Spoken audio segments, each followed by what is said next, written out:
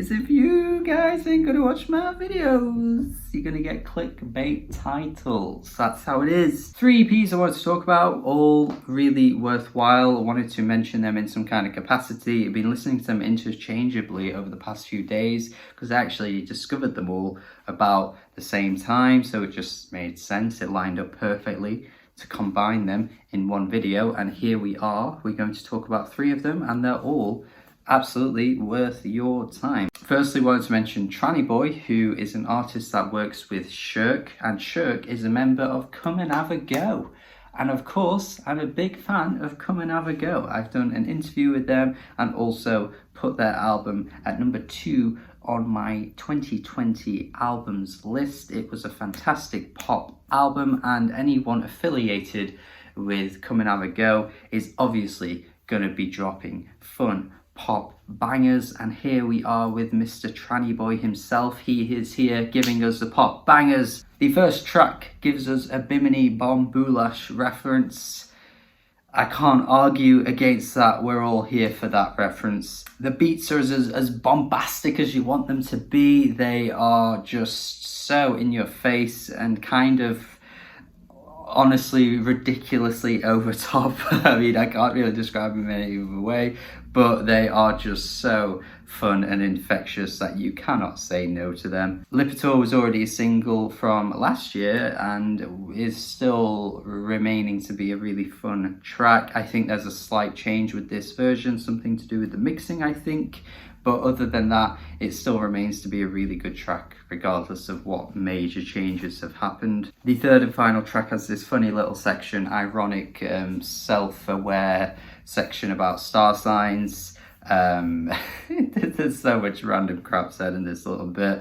It does take up quite a bulk of the song. It doesn't necessarily make the song worse or anything, but I think considering it is only 3 tracks and like half the final track is consumed by this, kind of just makes it, you know, very tongue-in-cheek, and you can tell that Trannieboi doesn't take themselves too seriously.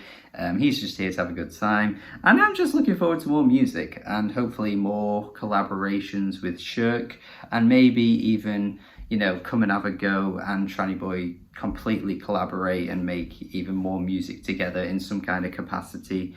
And hopefully we get more Come and Have a Go music soon too. We just want to hear more of the music. Come on! Next EP I want to mention is Versylen. Shout out to Mr. Buffalo Staple, the man himself, dropping his B-Tech playlist I think about a week ago, and it was fantastic as always. And this sneaky little bitch, this sneaky little slut, dropped this reference in the middle of the video. This is why you've got to watch videos from start to finish, because if you just skip through and you know you just think, oh, I'll just skip to the end, oh, I'm just going to skip this, I've never heard of this artist, let me just ignore it, whatever, you're missing out. Because if I'd have done that, I would have not bothered checking this EP out, and what a sad day that would have been. It's this really minimal electronic EP that really starts off incredibly soft and pensive, but then by the time you get to like 3 tracks in,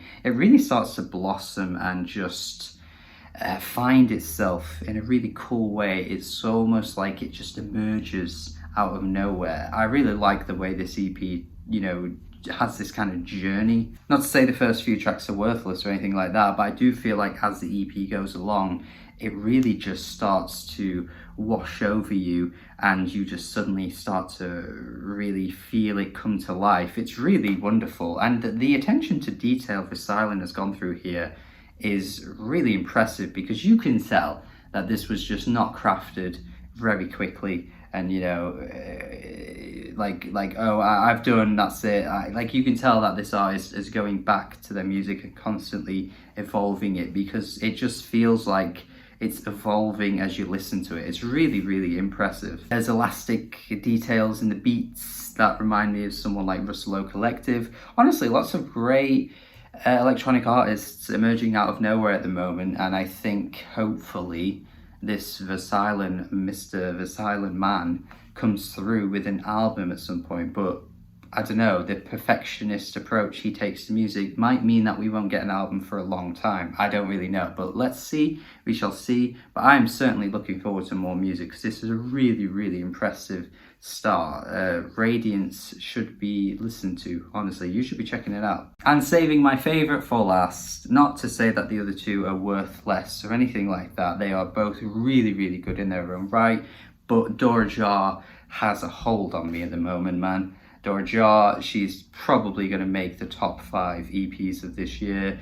I mean, definitely top 10. I know that for a fact, but maybe top 5. She is doing things. What really gets me with vocalists is having expressive vocals. If you've got an expressive, characterful voice, you're probably going to be a favourite of mine. And Dora Jar, coming through the opening track called Opening as well, has exactly that. Her voice on this track is just absolutely, it's just so wonderful, and she's just so cute and just lures you in immediately. She just has such a great voice. The inflections she throws out there are really, really good. Multiplies this nice little guitar driven track, and then at the end I love the way it explodes and breaks out. Honestly, that section probably could have gone on longer, but I'm happy with what it is anyway. But I'm just saying this track probably could have been like 3-4 minutes with just the explosive, like, heavy drumming and heavy guitar. Like, that part could have really traveled on and on and on. I think the track Polly as well is probably one of the quirkier tracks in how it sounds, very much more animated.